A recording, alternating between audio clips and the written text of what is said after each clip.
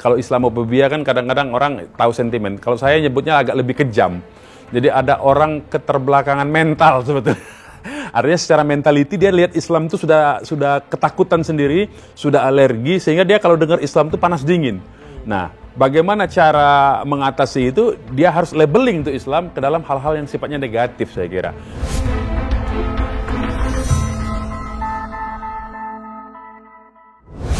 Assalamualaikum warahmatullahi wabarakatuh. Salam sejahtera untuk kita semua. Saudara-saudara, pemirsa Fadlizon Official YouTube channel.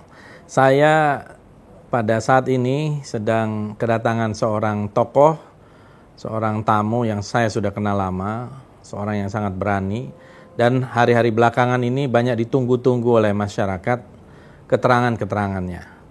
Siapa lagi kalau bukan Bung Munarman. Bung Munarman ini saya sudah kenal mungkin ya hampir 20 tahunan lah ya. Hampir 20 tahun lah. Nah, 20 tahun sebagai dulu seorang yang punya komitmen terhadap hak asasi manusia. Pernah di YLBHI, pernah di Kontras, Ya. dan belakangan ya tentu menjadi Sekjen Front Pembela Islam. Sejak tahun 2009 ke FPI. ke FPI-nya, ya Saudara Munarman, dan saya tahu betul lah Bung Munarman ini orang yang punya keberanian, tapi keberanian juga tidak cukup. Nah, yang paling penting juga punya ini pikiran, Akal sehat. akal sehat, ya. Ya. Dan juga Nurani. Nah, ini yang saya kira kombinasi yang sekarang ini agak susah ya, Bung Munarman. Ya. Terima kasih ini kedatangan ke sini. Sama-sama. Saya ingin berangkat dulu dari FPI-nya. Ya. Karena FPI ini sebagai sebuah organisasi massa sudah ada di Indonesia sejak tahun 98. Betul. Tepatnya 17 Agustus Sudah putus. 98. Ya. Dan kemudian banyak melakukan kegiatan-kegiatan sosial, kemanusiaan, terutama bencana alam, bencana kemanusiaan di berbagai tempat. Nah, sebenarnya mungkin Saudara Munarman bisa menjelaskan tujuan dari organisasi FPI itu apa saja, dasar-dasarnya apa. Kemudian belakangan saya tahu juga ada polemik tentang SKT. Atau undang-undang keormasan yang memang kontroversial. Saya termasuk yang waktu itu banyak mengkritik juga undang-undang ini. Nah, mungkin secara umum dulu lah. Kenapa FPI itu ada? Dan FPI ini organisasi apa? Ya, oke. Baik, bismillahirrahmanirrahim. Assalamualaikum warahmatullahi wabarakatuh. Jadi mungkin kita katakanlah perjalanan FPI ini bisa kita penggal dalam beberapa periode. Itu, Jadi periode pertama itu periode 98 sampai 2000 ya. Kira-kira begitu sampai 2003 lah kira-kira. Formative years nih. Iya, 5 tahun pertama lah kira-kira. Bayi pertama 5 tahun itu memang terutama di tahun-tahun 98, 99 sampai 2000 itu FPI itu hadir di tengah situasi politik yang boleh dikatakan Indonesia itu terbelah juga sebetulnya, ya. Terbelah antara kekuatan kiri yang bangkit, kekuatan liberal juga bangkit, dan dalam konteks mereka kontra terhadap Orde Baru kan.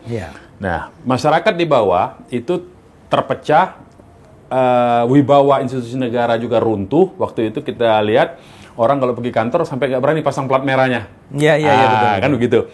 Sehingga dengan tidak adanya wibawa dari negara, aparatur negara itu, kejahatan-kejahatan, narkoba, perjudian, dan macam-macam kemaksiatan itu di level bawah nih ya, kita bicara, itu merajalela. Sementara aparat hukum belum berkonsolidasi, karena masih trauma dengan 98 itu kan. Nah jadi tenggang waktu antara 98 sampai dengan 99, 1 tahun pertama itu FPI hadir sebetulnya. Di tengah masyarakat, kalangan grassroots, dalam konteks membersihkan maksiat di sekitaran itu. Karena FPI itu memang diisi oleh ustadz-ustadz kampung dulu itu, yang ceramah dari kampung ke kampung membina umat untuk supaya tidak terbawa dalam kehidupan hedonisme. Itu periode pertama. Nah, selain itu juga ada situasi politik waktu itu yang boleh dikatakan dalam tanda petik ya, memberi ruang gerak yang besar kepada munculnya berbagai macam organisasi, terutama organisasi Islam ya. Itu dalam konteks itu tentu saja sekali lagi negara membutuhkan kehadiran untuk mengimbangi kekuatan kiri dan liberal yang bermunculan juga. Makanya kekuatan Islam juga dibiarkan berkembang. Nah, kira-kira begitu situasinya di 1 tahun pertama. Nah, kemudian perlahan-lahan setelah situasi politik agak mereda, ya, terutama setelah pemilu 99 ada presiden terpilih oleh MPR kan, waktu itu Gus Dur dengan presiden, Mega wakil presiden, sudah mulai pelan-pelan terkonsolidasi sampai dengan kemudian Gus Dur jatuh, ya. Itu kemudian ada konsolidasi dari negara sehingga FPI perhatiannya, fokusnya lebih banyak kepada dalam tanda petik melakukan kegiatan-kegiatan semacam yang disebut yang menjadi stigma FPI itu sweeping. Ya, tempat-tempat maksiat, tempat-tempat hiburan malam, minuman keras, ya. Nah, sehingga ada cerita lucu dulu itu. Saking anak-anak kita ini tidak tahu, jadi ada tulisan barbershop, itu dimasukin dikira bar itu dulu. Jadi itulah realitas di bawah ya. Realitas yang terjadi di bawah. Nah, karena waktu itu terjadi juga semacam kekosongan di dalam penegakan hukum. Terutama ini kan kasus-kasus yang dianggap kecil. Iya. Dan mungkin tidak menjadi perhatian. Tidak menjadi prioritas. Tapi bagi orang kampung ini penting. Itu penting untuk diatasi kan. Nah, makanya dulu itu lebih banyak FPI itu melakukan yang hal-hal yang demikian lah. Nah, sampai dengan waktu itu tapi sebetulnya perjuangannya bukan cuma melakukan sweeping seperti itu. FPI itu juga melakukan advokasi, tapi gaya advokasinya karena menggunakan kekuatan massa itu sempat demonstrasi, tapi demonstrasinya unik sejak subuh. Selesai sholat subuh, demonstrasi di Balai Kota, waktu itu Pak Sutioso masih gubernur, kemudian minta bertemu Pak Sutioso, jadi Pak Sutiosonya belum datang, orang-orang FPI sudah hadir karena dia datangnya sebelum setelah subuh kan, setelah sholat subuh langsung masuk ke gubernuran, ke Balai Kota dan menunggu Pak Sutioso hadir. Nah, disitulah terjadi proses bagaimana FPI meminta supaya total tutup tempat hiburan. Ada pembicaraan di situ. Nah, itu yang diriwayatkan oleh Pak Sutioso di dalam satu channel punya Detik 20 menit itu kan. Iya, betul. Jadi lebih kurang begitulah. Nah, kemudian 2003 sampai dengan 2008 itu FPI kan muncul juga situasi baru, yaitu kekuatan artinya politik itu makin berkonsolidasi sehingga peran negara sudah established kembali. Nah, tetap FPI sebetulnya mengkonsolidir diri itu memperbanyak atau memperkuat jaringan organisasi di berbagai daerah. Nah, tapi tetap saja ternyata sampai dengan 2008 itu yang tadi dalam konteks sweeping itu masih terjadi ya. Terus berlanjut itu kemudian saya masuk sendiri ke 2009 ya. Sorry, saya potong. Tadi kan Bung Munarman mengatakan 98 sampai 2003 periode awal 5 tahun ya. 2003 ke 2008 itu lebih banyak. Itu lebih banyak konsolidasi internal sebetulnya, memperkuat struktur FPI di berbagai daerah. Tapi juga kan yang agak monumental itu misalnya pada waktu tsunami. Itu 2004 tuh. 2004 kan. Masuk pada periode ini. Betul, masuk periode yang kedua, 5 tahun kedua ya. Jadi memang sejak awal tadi itu para ulama, ustadz-ustadz, para habaib yang tergabung yang membicarakan FPI di awal sekali itu memang orientasinya adalah pemberantasan kemaksiatan. Nah, itu kalau tadi ditanyakan apa sih sebetulnya? Nah, trademarknya FPI ya pemberantasan kemaksiatan. Betul. Seperti tapi mainnya di hilir lebih banyak kan. Betul. Di hulu nih walaupun tadi saya ceritakan advokasi di kebijakan tapi sedikit dilakukan. Nah, sehingga dengan demikian pada periode kedua yaitu 2003 sampai 2008 ada peristiwa 2004 tsunami.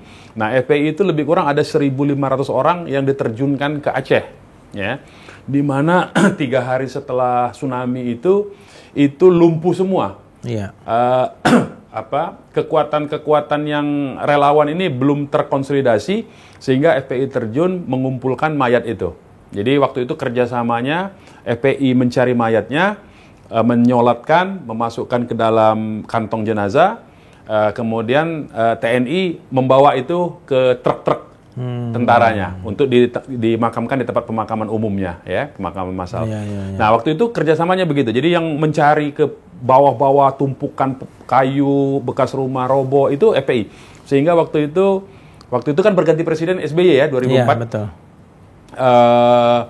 Waktu itu FPI mendapatkan penghargaan karena berhasil lebih kurang 100.000 lebih lah mayat yang berhasil dievakuasi dari Aceh. 100.000? 100.000. Ya. Ini kan ada 1.500 orang. 1.500 orang. Jadi di sana itu 2 bulan lebih. Iya. 2 bulan lebih anak-anak FPI itu bahkan mendapatkan ada semacam penghargaan karena banyak sekali anak-anak kita relawan itu menemukan emas.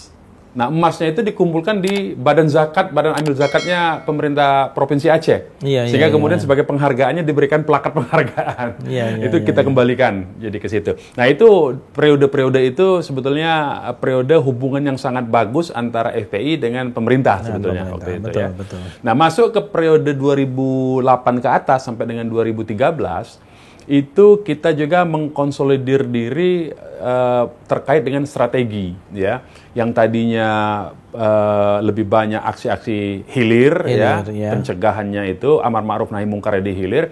Kemudian kita lebih memperbanyak kegiatan advokasi publiknya dengan cara misalnya kita itu pembatalan Kepres nomor 3 tahun 97 tentang yang menjadi dasar tentang distribusi minuman beralkohol, ya. Kemudian kita ikut dalam berbagai macam rancangan undang-undang keormasan tahun 2013, ya. Itu kita ikut. Jadi kita juga melibatkan diri dalam hal itu. Dialog dengan parlemen, dialog dengan MPR tentang 4 pilar Pancasila, ya, 4 pilar negara, Pancasila, Undang-Undang Dasar 45, NKRI dan UUD 45, ya. Nah, itu semua kita lakukan. Nah, kemudian pada 2000 sekarang periode, jadi kita ubah di 2013 itu yang dari tadinya periode kita itu 5 tahunan menjadi 7 tahun periode kepengurusan itu di DPP itu. Nah, sehingga kita merumuskan sempat visi kita, ya. Walaupun tetap kita tidak bergeser dari amar ma'ruf nahi mungkar, tapi kita mempertegasnya dalam penerapan Islamnya, ya. Nah, itu yang kemudian jadi kontroversi soal SKT, ya. Nah, karena apa? Karena di visi kita itu kita sebutkan bahwa visi jangka panjang sebetulnya itu adalah penerapan syariat Islam secara kafah di bawah naungan khilafah Islamiyah ala minhaji nubuwah. Nah, itu kalimat kuncinya itu yang dipersoalkan. Iya. Jadi bisa diterangkan tuh. Ya, jadi penerapan Islam secara kafah itu maksudnya penerapan Islam di pribadi, di lingkup keluarga, di lingkup masyarakat dan lingkup negara. Nah, sebetulnya ini tidak ada yang aneh kalau orang memahami praktek-praktek. Terutama kan yang dikritik orang itu kan kok bisa Islam diterapkan, syariat Islam diterapkan di negara. Kan itu yang jadi perdebatan. Padahal itu prakteknya sudah terjadi. Sudah banyak. Misalnya ada undang-undang pengadilan agama. Bahkan konstitusi loh, itu bukan cuma undang-undang. Konstitusi kita itu membagi 4 peradilan, pasal 24 itu, pengadilan umum, peradilan militer, peradilan tata usaha negara, dan pengadilan agama. Peradilan agama itu khusus untuk orang Islam. Yang berdasarkan syariat. Jadi sudah tidak aneh sebetulnya dalam konstitusi kita diakui. Kemudian di level undang-undang itu ada undang-undang haji, undang-undang zakat, undang-undang haji, wakaf, zakat, ya. Kemudian ada di sektor ekonomi ada perbankan syariah. Iya, ada perbankan syariah. Ada kemudian undang-undang jaminan produk halal. Itu kan syariat Islam sebetulnya. Tidak aneh sebetulnya. Jadi pada level ini menurut saya akan menghabiskan energi kalau ada orang yang mempersoalkan lagi. Nah, yang dipersoalkan oleh mereka itu adalah kata khilafah Islamiyah. Nah, sebenarnya kalau kata khilafah Islamiyah saja itu memang oke jadi perdebatan, tetapi kita menguncinya khilafah Islamiyah ala minhaji nubuwah. Itu artinya yang kita inginkan itu adalah ke sistem pengelolaan umat, pengelolaan bangsa, negara dengan mengikuti prinsip-prinsip kenabian sebetulnya. Dengan cara Nabi, Allah itu cara Nabi kan. Nah, cara Nabi itu dalam sejarah Islam itu pernah dipraktekkan oleh Khulafaur Rasyidin. Jadi kekhilafan itu ada. Nah, setelah itu memang ada praktek penyimpangan, yaitu kekhilafaan Bani Umayyah, Bani Abbasiyah, Bani Utsmani, ya, Turki Utsmani. Itu memang jadi semacam kerajaan karena berdasarkan keturunan. Nah, tetapi kan prinsip utamanya pengelolaannya berdasarkan hukum tadi, hukum syariat tadi. Nah, problem di Indonesia menganggap itu mau mengubah negara ini. Padahal yang kita inginkan itu, yang berdasarkan hadis, alamin haji nubuah itu, kita yakini itu hanya akan tercipta atau terjadi ketika Imam Mahdi datang. Ketika Imam Mahdi muncul memimpin dunia, alamin haji nubuah itu. Karena teks hadisnya begitu. Jadi itu memang cita-cita berdasarkan teks hadis.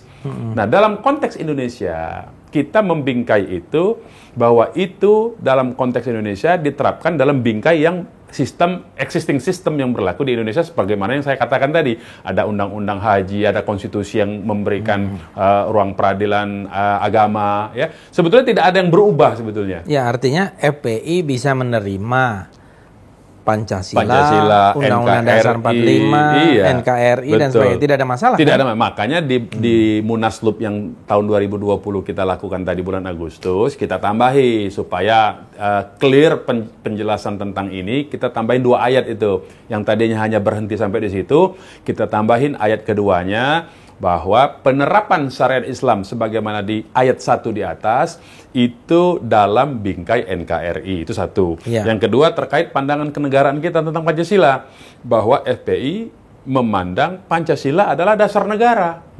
Clear menurut saya, jadi tidak ada perdebatan. Nah, itu yang yang ditanyakan oleh pihak Kementerian Dalam Negeri saat kemarin 2019 mempertanyakan itu, sebetulnya sudah kita jawab sebetulnya.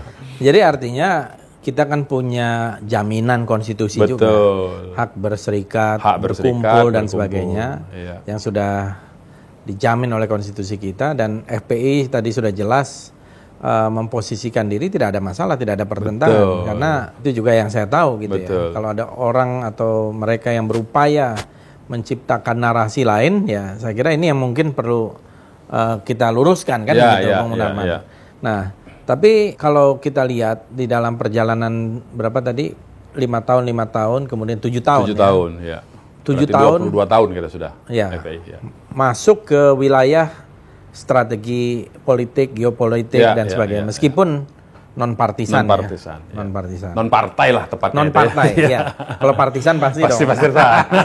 Pasti tapi non-partai. Nah, dan saya melihat bahwa peran itu menonjol pada advokasi juga, kalau tidak salah, yang terkait dengan sebenarnya waktu itu ada kritik-kritik juga kepada sejumlah undang-undang kan, yang merugikan kepentingan rakyat, termasuk undang-undang yang sifatnya umum, tidak hanya itu.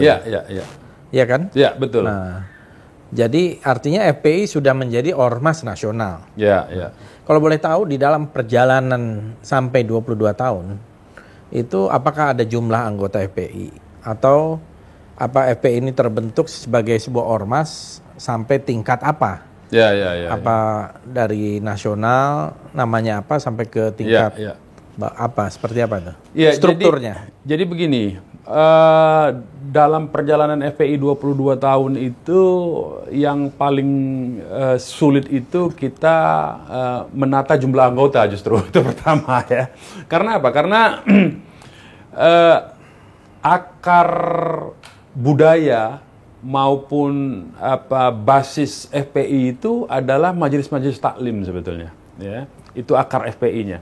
Jadi mereka yang menjadi anggota FPI dan simpatisan itu adalah rata-rata itu memang sudah punya majelis taklim, sudah punya kelompok pengajian, yang umum-umum saja sebetulnya mereka. Tetapi dalam soal mengorganisir kegiatan-kegiatan dalam tanda petik advokasi tadi, pada level-level mereka, misalnya pada level kabupaten, pada level kecamatan, ya, itu mereka menggunakan baju FPI. Nah, sebetulnya kalau dihitung jumlah pengurus FPI ya sebagaimana yang ada di dalam catatan kita, yang bisa kita hitung itu hanya catatannya itu anggotanya pengurus itu sebetulnya. Jadi ada di tingkat nasional itu bernama Dewan Pimpinan Pusat, di tingkat provinsi itu Dewan Pimpinan Daerah, di tingkat kabupaten kota itu Dewan Pimpinan Wilayah, di tingkat kecamatan kita punya Dewan Pimpinan Cabang, kemudian sampai tingkat kelurahan dan desa kita punya Dewan Pimpinan Ranting namanya. Nah itu alhamdulillah di beberapa daerah, terutama misalnya Jawa Barat, Banten, Jakarta, Sulawesi Selatan, ya, kemudian di Sumatera itu Aceh, ya, kemudian ada Lampung, itu alhamdulillah tingkat kecamatannya ada kita. Jadi kalau dihitung-hitung mungkin sekitar prosentasenya kalau provinsi kita sudah 80%, ya, kecuali yang provinsi daerah timur yang kita masih belum komplit, belum lengkap. Apa misalnya? Papua misalnya, Papua Barat maupun Papua, kemudian NTT, kemudian Maluku, ya. Dulu kita bahkan sempat punya di Sulawesi Utara, tapi kemudian tidak aktif, ya. Nah, di Sulawesi itu kita dari 6 provinsi, Gorontalo kita belum punya, Sulawesi Barat yang kita belum punya, tapi Sulawesi Selatan, Sulawesi Tengah, Tenggara kita sudah punya. Jadi dari 6 itu separuh kita sudah punya. Nah, di Sumatera yang belum punya kita tinggal Bengkulu sebetulnya. Nah, jadi yang tadi kembali masyarakat yang ingin menyalurkan aktivitas katakanlah pencegahan kemungkarannya itu biasanya rata-ratanya ke FPI. Jadi justru yang uniknya di FPI itu sebetulnya beragam. Ada yang basisnya itu dalam tanda petik tradisi NU. Ada yang basisnya Muhammadiyah. Ada itu. Di Sumatera dan mayoritas Sulawesi. apa? NU kalau di Jawa. Kalau ya. di Jawa NU. Jadi rata-rata tradisi yang berlaku di FPI itu adalah tradisi NU. Nah, tetapi ada di beberapa tempat yang tradisinya tradisi Muhammadiyah, tradisi yang non NU lah pokoknya, ya. Perti gitu Perti, begitu atau ya.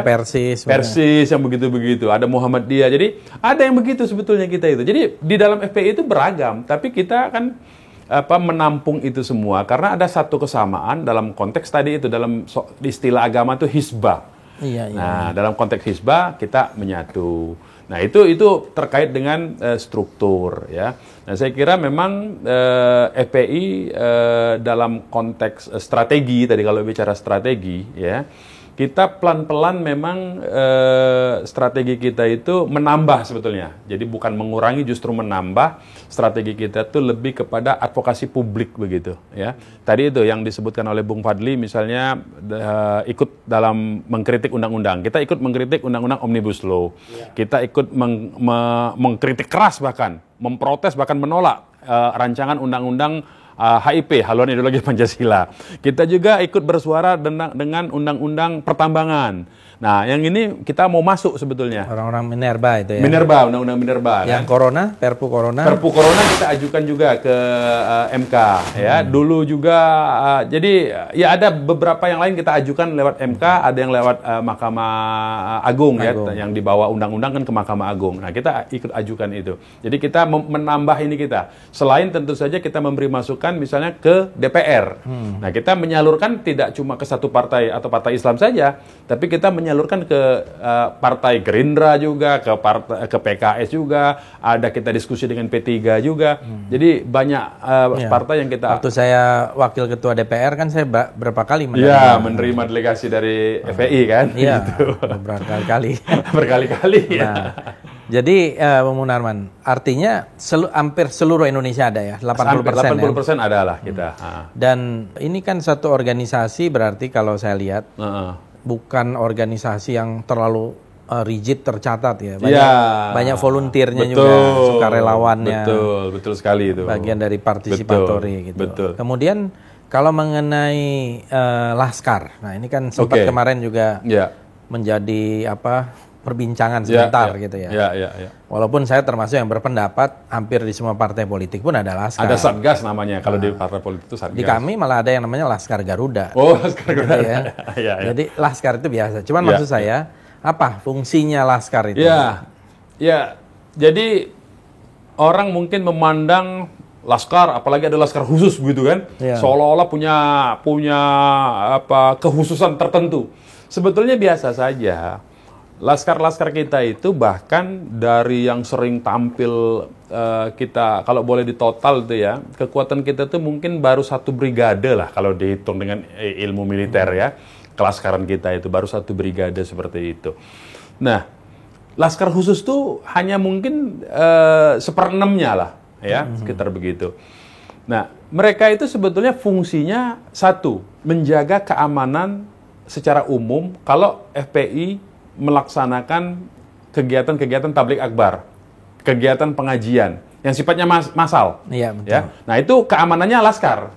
Supaya gampang dikenali, mereka diberi seragam. Ya, bukan diberi sebetulnya, mereka membeli seragam. Membeli sendiri membeli ya? sendiri mereka itu seragam. Tidak dibagi-bagi, tidak ada sponsor artinya.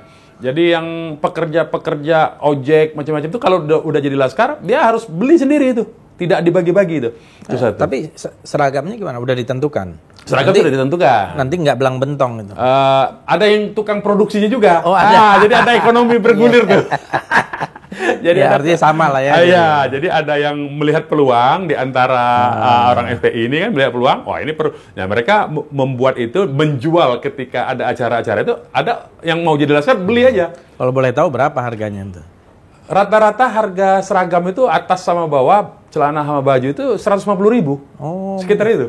Murah ya? Murah sebetulnya, karena kan yang tapi penting, tidak semua orang bisa dikasih itu, karena dia harus dilatih dulu atau ini sebetulnya soal pelatihannya tuh justru kadang-kadang anak-anak laskar ini setelah dia beli seragam baru latihan. Karena apa? Karena saking antusiasnya mereka, sementara kemampuan kita untuk melakukan pelatihan kan terbatas tuh. Untuk diklat kelaskaran itu kan memang harus khusus lah ya, harus ada biaya macam. Kita itu tidak punya sebetulnya. Nah, jadi kadang-kadang kita rembukan dulu sama pengurus-pengurus laskar itu, oke, punya duit berapa? Nah, nanti kita carikan yang sisanya, kekurangannya, kira-kira begitu. Nah, sehingga mereka tuh sudah dilatih mengeluarkan uang lagi untuk membayar ikut pelatihan. Self-financing. Nah, kira-kira begitu. Self-financing itu ya, membiayai diri sendiri. Nah, jadi itu yang terjadi di kita. Nah, jadi karena itu, kemampuan mereka, tadi tugasnya itu ya, adalah menjaga acara-acara itu. Nah, laskar khusus apa? Laskar khusus itu, tugas khususnya menjaga pimpinan FPI atau ustadz-ustadz yang tergabung dalam FPI. Yang ketika dia ceramah keluar kota, atau dia menghadiri tablik akbar, itu dikawal. Dari rumahnya sudah dikawal tuh sama si laskar khusus itu. Betul, itu aja fungsinya sebetulnya. Jadi kekhususannya adalah mengawal. Sebetulnya kita jadi jangan imajinasinya lain. Imajinasi bahwa dia pasukan Kopassus. Ya kalaupun diklatnya berkemah biasa sebetulnya, olahraga lah begitu. Jadi tidak ada yang istimewa. Artinya tidak ada dipersenjatai. Tidak ada latihan pun, tidak ada latihan senjatanya. Kalau mau disenjatai, senjatanya dari mana? Lah ya itu. Kadang-kadang beli dulu ini ya, sebelum ada kita agak ketat kan. Itu tadi centang peronang itu nanti antara baju sama ini beda. Iya, beda. Sepatu juga beda-beda. Nah, cuman sejak kita ketatkan ini bajunya harus demikian, celana harus demikian, dan sepatu pun harus putih. Nah, baru kalau dulu ada yang pakai sendal, ada yang pakai sepatu kets. Iya. Nah, itu dulu. Jadi sekarang pelan-pelan. Nah, makanya lebih kelihatan rapi itu sebetulnya itu saja. Jadi mereka sudah ada yang jualan. Mereka penghasilannya itu dialihkan sebagian untuk membeli seragam itu. Kadang-kadang belum latihan rakyat ya. Ekonomi rakyat, karena yang membuat itu kan mereka-mereka juga. Saya termasuk yang bersaksi lah ya, bahwa laskar-laskar FPI itu selama ini tidak ada satupun yang dipersenjatai. Tidak. Ya, bahkan pentungan pun tidak. Tidak ada. Jadi memang hanya fisiknya itu, terutama yang saya rasakan misalnya di berbagai acara kalau datang itu menjaga massa supaya kan biasa kalau ada ulama atau rebutan cium tangan kan, rebut cium tangan itu bisa chaos. Gitu. Nah, itu saya perasaan di mana-mana sih. Ya, termasuk di Bogor, di tempat daerah pemilihan saya itu banyak banget FPI. Jadi kalau ada acara gitu maulidan atau apa yang besar-besar yang melibatkan massa besar, nah, jadi semacam human shield juga untuk menjaga pagar. Pagar betis lah dia. Pagar betis gitu. Untuk pengamanan. Jadi saya kira ini penjelasan ini penting. Kenapa? Karena seringkali kan masyarakat kita tuh ada kata laskar langsung imajinasinya. Padahal laskar itu biasa. Dari dulu kan laskar di zaman Republik kita semua laskar. Bahkan salah satu laskar paling hebat itu yang saya baca dalam sejarah sebagai sejarawan itu Laskar Hizbullah. Betul. Laskar Hizbullah, Laskar Sabilillah. Betul. Nah, itu laskar yang paling depan melawan kolonialis penjajah. Iya, betul. Jadi ada juga laskar-laskar lain. dan ada juga yang dari agama lain ya memang. Jadi tapi yang paling besar salah satunya adalah Laskar Hizbullah, Laskar Sabilillah yang sangat disegani. Barulah kemudian dari laskar-laskar ini menjadi BKR, menjadi TRI. BKR itu Badan Keamanan Rakyat, kemudian menjadi TRI, Tentara Rakyat Indonesia, baru menjadi TNI. Jadi dia lahir dari rakyat tuh. Dari rakyat. Betul. Jadi dari laskar-laskar yang sama ini, yang dulu juga mungkin pakai sendal jepit. Betul. Gitu ya kan? Pakai bambu runcing. Bambu runcing gitu. juga, ya. Nah, jadi perbedaan antara laskar dengan laskar khusus hanya pada fungsinya. Kalau yang ini menjaga acara, yang ini menjaga orangnya. Nah, karena itu kemudian karena dia kan menjaga pada saat mengawalnya pada saat mau acara saja. Nah, tetapi kemudian ada perkembangan yang menarik. Itu kita pernah mengalami, kita ingat ada peristiwa Ciamis, peristiwa Banyuwangi, di mana pesantren-pesantren dulu itu banyak ninja. Oh iya. Dukun santet. Ya kan? Ternyata kan itu ustadz. Kemudian 2019 kemarin juga begitu terulang kembali kan, orang gila. Iya, betul. Nah, bahkan Syekh Ali Jaber juga ditusuk. Syekh Ali Jaber yang paling terakhir ini kan. Nah, itulah gunanya laskar khusus dan kemudian kita bentuk dari laskar khusus itu kemudian ada kekhususan lagi supaya 24 jam termasuk rumahnya dijaga. Itu kita punya namanya Badan Anti Teror bahkan. Yang fungsinya memang menjaga 24 jam begitu. BAT itu ya. BAT itu kan lagi rame sekarang soalnya BAT itu. Dipertanyakan ini apa nih anti teror? Dikiranya mau neror. Padahal justru untuk mencegah anti teror. Iya, teror terhadap sebagaimana yang dialami oleh Syekh Ali Jaber begitu. Saya ingat sekali waktu itu Mbak Neno Warisman kan. Ya. Kan mobilnya itu dibakar atau terbakar di depan rumahnya, itu kan bentuk teror kan. Betul. Kemudian habis itu dijaga. Nah, itu fungsi kita tuh begitu, yang itu anti teror maupun laksus. Iya, BAT dan laksus tuh itu fungsi berdua itu. Jadi saya kira itu memang satu hal yang wajar. Ya, respon alaminya lah ya. Kalau kita lihat ya orang akhirnya kembali kepada masing-masing mengamankan diri sendiri. Kalau konsep ininya kan sebetulnya kalau dipraktekkan dalam bentuk kampung itu yang lebih tinggi itu siskamling sebetulnya itu. Cuma kita melekat ke orang, bukan kampung kan. Siskamling itu biasa. Orang juga di berbagai tempat, apalagi ini tidak dipersenjatai, itu satu hal yang wajar. Gitu. Bahkan kalau di negara-negara maju ini bisa jadi bisnis. Iya. Ya kan? Iya. Private apa namanya itu ya? Private bodyguard. Private bodyguard. Atau private security. Itu biasanya artis-artis. Wah, iya itu kan? Ada pengawalnya itu. Ada jadi pengawal. Bisnis itu. Jadi bisnis. Mahal lah gitu. Private bodyguard atau private. Jadi saya kira itu satu hal yang kita perlu luruskan ya, bahwa tidak ada satu struktur kekerasan di dalam organisasi FPI dan setahu saya juga selama ini pendekatannya selalu non-violence. Betul. Tidak ada kekerasan di situ. Jadi kalau Bung Munarman melihat perjalanan belakangan ya, karena belakangan kan FPI juga ikut terlibat di dalam kancah politik nasional, ya kan? Dan saya tahu ya, mungkin dalam hal itu saya agak bias, karena kita berada di dalam posisi yang sama. Yang satu barisan. Tapi saya tetap menyaksikan gitu ya, dan bahkan berkali-kali Habib Rizik ya, terutama ketika Pilkada DKI. Kita melihat bahwa ada keberpihakan di situ, dan menurut saya sangat wajar karena yang satu adalah seorang tokoh yang dianggap dekat dengan kalangan Islam. Yang satu adalah penista agama, ya kan? Jadi dalam konteks amar ma'ruf nahi munkar masih masuk gitu. Iya, betul. Pencegahan namanya. Pencegahan. Mungkin Bung Munarman punya pendapat soal itu. Ya jadi begini ya, perjalanan itu tadi begitu. FPI itu memang terutama di daerah-daerah juga sebetulnya dengan kegiatan politik praktis itu tidak asing. Dalam beberapa hal sering dimintain dukungan ketika pilkada. Itu biasa. Bahkan sebelum ini ya, orang FPI itu ada yang orang Golkar, ada yang orang partai lainnya, pokoknya nyebar di semua partai. Jadi kita tidak mengkhususkan satu partai. Nah, dalam konteks kemarin yang Pilkada 2017 DKI itu kan posisinya jelas-jelas kontras tuh.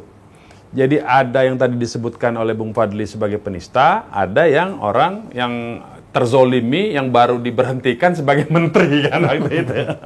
Ya, korban reshuffle. Korban reshuffle. Nah, jadi kita melihat tentu saja secara naluri kita akan memilih yang orang yang terzolimi kan. Sementara yang satu kan dengan arogansinya kan. Nah itu tanpa ada pembicaraan artinya deal-deal khusus, itu sudah naluri saja sebetulnya kita itu. Baru kemudian Anies melakukan komunikasi politik ke kita, datang ke tempat kita. Saya kira itu biasa, normal-normal saja orang datang ke FPI itu ya. Bahkan beberapa di Pilpres 2009 sebetulnya ada komunikasi itu antar 3 calon itu dulu. Ya. Nah jadi itu normal menurut saya, dan kita itu memang kenapa alasan kita partai politik no, tapi politik yes kan gitu ya. Politik yes, partai politik no kan. Kenapa begitu?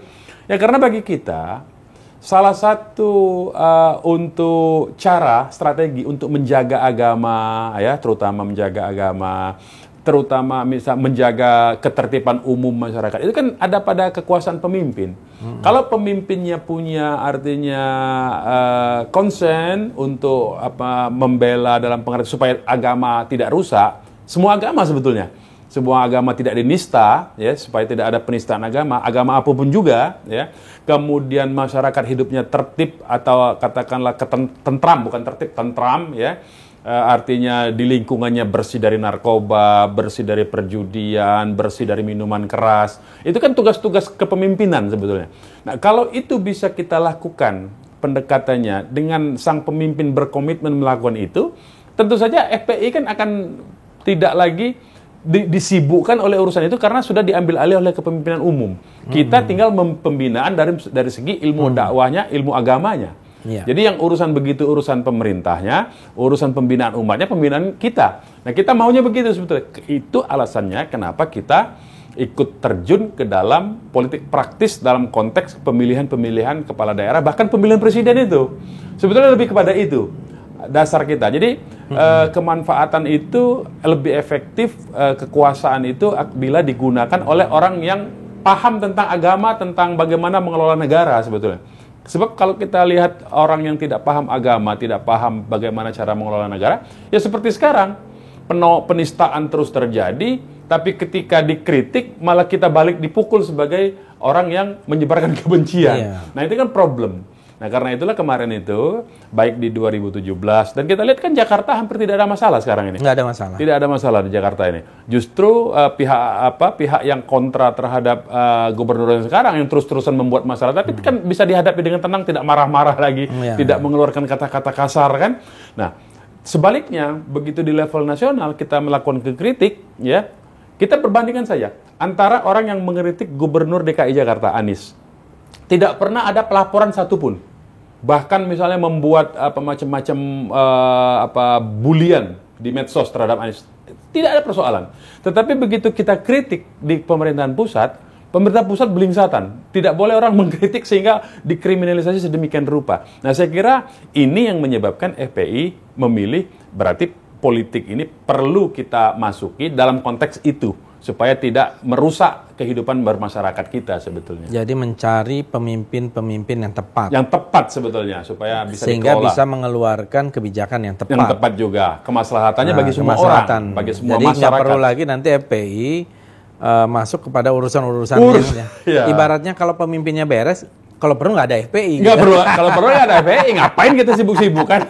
Ya kan? Tinggal majelis taklim aja berarti. Iya. Gitu. Artinya dakwah tidak diganggu, betul. Kegiatan-kegiatan dan ada keadilan betul. gitu. Jadi ya saya kira itu hal yang sangat wajar kan. Betul. Dan memang partisipasi publik dan itu kan diberikan ruang yang seluas-luasnya. Betul. Dan konstitusi kita itu kan menyebutkan itu. Persamaan kita di dalam hukum dan pemerintahan. Betul. Ikut serta ya. Ikut serta. Itu participatory democracy. Ya, betul. Lebih kurang begitulah. Karena FPI kan boleh dibilang bagian dari civil society. Betul. Dan kita itu sebetulnya lebih kepada ya antara political movement dalam konteks yang tadi dengan social movement. Kita mencampur itu sebetulnya ya. Socio-political movement. Nah, lebih tepat mungkin begitu ya. Mix jadi dia. Mix ya. Tapi dalam konteks ya civil society. Civil society. Dan itu menurut saya sangat wajar. Betul. Nah, ada yang mengaitkan ya ini dengan identity politics ya. Saya termasuk yang punya pendapat identity politik atau politik identitas itu di mana-mana tuh ada. Oh iya. Seluruh dunia. Nah, nanti saya tanya pendapat Anda gitu ya. Tapi saya termasuk yang punya pendapat itu ada di Amerika kan ada WASP, White Anglo-Saxon Protestan. Ya, biasanya kan begitu. Kecuali ini Biden ini aja penyimpangan mungkin karena reaksi dari Trump yang demikian, nah bisa seorang Katolik terpilih. Di Filipina juga biasanya orang Katolik gitu ya. Dan saya kira itu hal yang biasa. Ya, di Belanda kan ada Partai Kristen Demokrat. Di Jerman ada Partai Kristen Liberal. Kristen Liberal namanya. Ada semua. Jadi saya kira memang harus kita educate orang-orang yang masih alergi terhadap politik identitas. Politik identitas itu realitas. Betul. Gitu loh. Karena itu akarnya. Kalau nggak ada identitas, orang pakai apa? Pilkada saja. Coba lihat. Orang misalnya bukan dari daerah itu, jangan pilih, dia bukan orang kita, kan begitu. Pasti begitu. Jadi harus dicari bahkan untuk misalnya bupati sama wakil bupati di daerahnya itu dicari kombinasi antara putra daerah. Kalau orang putra daerah begitu. Ini dia bagian utara, ini bagian selatan. Gitu. Kombinasinya begitu. Betul. Kalau dia utara saja. Dari suku itu saja, yang ini beda. Betul. Jadi saya kira itu realitas. Ya, betul. Tapi gimana? FPI kan sejak awal brandingnya ini adalah singkatannya saja sudah menunjukkan pembela Islam, politik identity. Anda nggak khawatir misalnya dicap sebagai politik identitas? Ya, saya kira tadi ya akar kita ini akar budaya manusia itu kan identitas. Kalau dia tidak punya akar identitas, dia akan menggantungkan dirinya pada apa? Pada artinya meritokrasi misalnya. Meritokrasi itu kan hanya untuk tenaga teknis sebetulnya berlakunya. Untuk orang-orang yang bekerja di wilayah-wilayah teknis sebetulnya. Tapi untuk kepemimpinan saya kira orang akan tetap kembali kepada melihat identitas-identitas yang ada. Karena identitas itu memberi variabel 50%. Dibanding yang kemampuannya. Kan kemampuan itu memang diukur. Kita akan ukur kemampuan, tetapi juga identitas itu nggak bisa dilupakan. Sebab kalau orang tidak memiliki identitas politiknya atau tidak melakukan politik identitas, maka dia akan lepas tercerabut tuh. Dia mengambang kemana-mana sehingga dia bisa dihanyutkan kemanapun arus politik terjadi sebetulnya. Nah, contohnya begini, saya mau ambil realitasnya ya. Di Indonesia ini kalau bukan orang dari suku Jawa yang mencalonkan presiden, itu langsung melorot tuh dia. Artinya ada identitas kejawaan juga dalam aspek kesukuan kan. Jadi identitas itu bukan cuma dalam soal agama, menurut saya. Agama, suku, etnis, ras, saya kira. Nah, bahkan di Papua kita bisa lihat resmi dalam undang-undang otonomi khususnya bahwa pemimpin-pemimpin di Papua, gubernur, bupati, wali kota, itu mesti putra Papua asli disebutkan. Nah, jadi artinya biasa-biasa saja hal itu. Jadi bukan sesuatu yang aneh. Cuma memang menurut saya, ini politik identitas, isu politik identitas ini sudah misleadingkan. Jadi ada misleading, ada framing, seolah-olah politik identitas itu hanya melekat kepada Islam.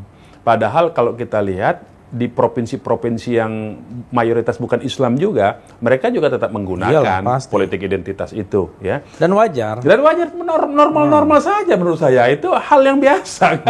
Nah, buktinya misalnya dulu kan pernah kita ini, kalau misalnya waktu Ahok, politik identitas nih, nggak boleh itu begitu. Ya silakan saja kalau mau calonkan saja Ahok ini di daerah yang Anda anggap misalnya bukan daerahnya basis Ahok, bukan identitasnya Ahok.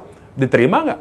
Kan ternyata tidak ada yang mau nyalonin Ahok dalam kontes gubernur sekarang ini kan. Misalnya ya, mau jadi gubernur Bali. Misalnya. Ya tentu pasti yang akan sangat berpeluang adalah misalnya orang Bali sendiri, putra daerah Bali, Bali. putra daerah. Betul. Nggak mungkin orang dari Sumatera.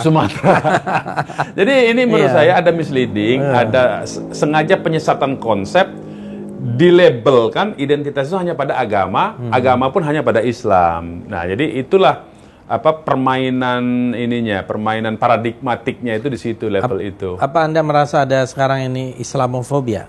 Nah, saya kira itu bagian dari itu ya. Jadi kalau saya sih menyebutnya dalam bahasa yang lebih gamblang, kalau Islamofobia kan kadang-kadang orang tahu sentimen. Kalau saya nyebutnya agak lebih kejam. Jadi ada orang keterbelakangan mental sebetulnya. Artinya secara mentality dia lihat Islam itu sudah ketakutan sendiri, sudah alergi, sehingga dia kalau dengar Islam itu panas dingin. Nah, bagaimana cara mengatasi itu? Dia harus labeling tuh Islam ke dalam hal-hal yang sifatnya negatif, saya kira. Nah, itu terjadi. Kenyataannya tuh ada, saya kira, di kita itu. Artinya Anda mengalami nih, selama 22 tahun ya perjalanan FPI. Iya. Kira-kira di masa itu apakah ada periode-periode tertentu yang dianggap oleh FPI pemerintah itu hostile terhadap FPI-nya? Atau hostile itu artinya punya rasa yang tidak bersahabat lah atau bermusuhan bahkan. Itu sebetulnya kita rasakan yang memuncaknya itu sejak 2014. 2014? Sejak 2014 memuncaknya itu. Sejak zaman ini sejak periode pemerintahan yang sekarang ya. Pak Jokowi. Pak Jokowi ya. Sebenarnya begini. Sebelum 2014, katakanlah di periode 5 tahun awal, kemudian 5 tahun kedua sampai 2008, secara pemerintahan resminya tidak. Tetapi ada kelompok-kelompok yang memainkan isu itu. Tetapi waktu itu pemerintahnya tidak terpengaruh. Iya. Nah, kenapa saya tahu itu? Kan saya pernah mengalami, waktu lebih kurang tahun 2010, ya, itu kan berarti periodenya Pak SBY ya. Ya. Itu ada juga dari orang-orang Islamfobia ini yang mencoba memperkarakan Habib Rizik dengan ITE juga. Tetapi karena dia bukan by design dan non struktural, jadi artinya bukan karena perintah komando, permainan dia sendiri dalam rangka karena kebencian dia terhadap Islam orang ini, akhirnya proyek itu gagal karena dia menggunakan mekanisme biasa. Nah, saya pernah ngalami itu. Jadi sudah ada panggilan ke Habib Rizik, panggilan polisi waktu itu ya, panggilan ke Habib Rizik, kemudian sebagai tersangka ya. Dalam konteks waktu itu ada kita punya website fpi.or.id 2010 kalau saya nggak salah ingat. Itu sudah dipanggil tuh, dicoba untuk mengarahkan waktu itu dianggap Habib Rizik penghinaan terhadap SBY. Tetapi tadi karena SBY-nya nggak peduli dengan urusan-urusan begitu. SBY-nya aja nggak peduli. SBY nggak peduli. Jadi ini permainan orang yang dalam rangka menjadikan Habib Rizik sebagai pesugihan ya, kalau boleh disebut. Jadi korbannya itu Habib Rizik. Kalau bisa memenjarakan Habib Rizik naik pangkat. Kira-kira begitu tuh. Nah sekarang itu by design, by program kira-kira. Kalau dulu permainan oknum-oknum yang lagi nyari pangkat. Jadi kalau sekarang boleh dibilang lebih struktural. Lebih struktural, lebih sistematis, lebih terstruktur sebetulnya. Kalau dulu saya alami, misalnya dalam rangka waktu itu ada pencalonan salah satu pimpinan di kepolisian ya. Itu tiba-tiba salah satu yang bintang 3 bikin acara seminar, dia buatlah kelompok-kelompok berbahaya. Ya, FPI dimasukkan ke situ. Kita tahu ini dia lagi cari pesugihan kira-kira begitu.